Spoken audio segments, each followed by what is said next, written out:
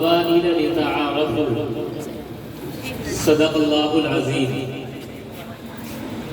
جلتے گھر کو دیکھنے والوں پھوس کا چھت پر آگ کہے، جلتے گھر کو دیکھنے والوں پھوس کا چھت پر آگ کہے، آگ کے پیچھے تیز ہوا ہے آگے مقدر آگ کہے، اس کے قتل پہ میں بھی چپ تھا میرا نمبر اب آیا، میرے قتل پہ آپ بھی چپ ہیں اگلا نمبر آپ کہے۔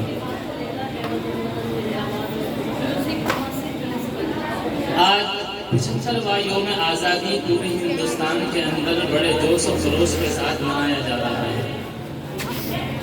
مختصر میں کچھ باتیں میں ذکر کر دوں۔ پہلی بات یہ ہے کہ ہندوستان کی تاریخ میں سال میں 2 مرتبہ ایک ایسا دن آتا ہے جس میں بغیر کسی مذہب ملت کے ہر ہندوستانی اس جشن کو منایا کرتا ہے۔ اس جشن کو مناتے ہوئے نہ کسی کا مذہب سامنے ہوتا ہے، نہ کسی کا دین و دھرم سامنے ہوتا ہے، اور نہ ہی کسی کی ذات برادری سامنے ہوتی ہے۔ تو یہ پورے ہندوستان میں کا ایک تہوار ہے۔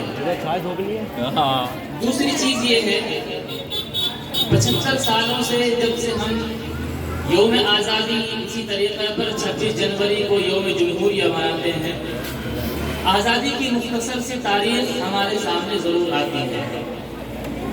اگر پوری تاریخ کو بیان کیا جائے تو 200 سالہ تاریخ، اس کو بیان کرنے کے لیے ایک لمبا وقت چاہیے، لیکن اس تاریخ میں ہمیں کچھ سبق ملتے ہیں جو ہمیں نوٹ کرنے ہیں۔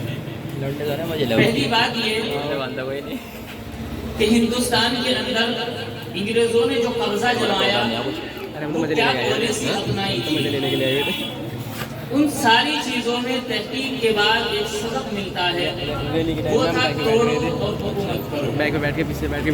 جب ہمارے درمیان تفریق پیدا کی گئی تو ہمارے سروں پر تفریق پیدا کرنے والے مسلط ہو گئے۔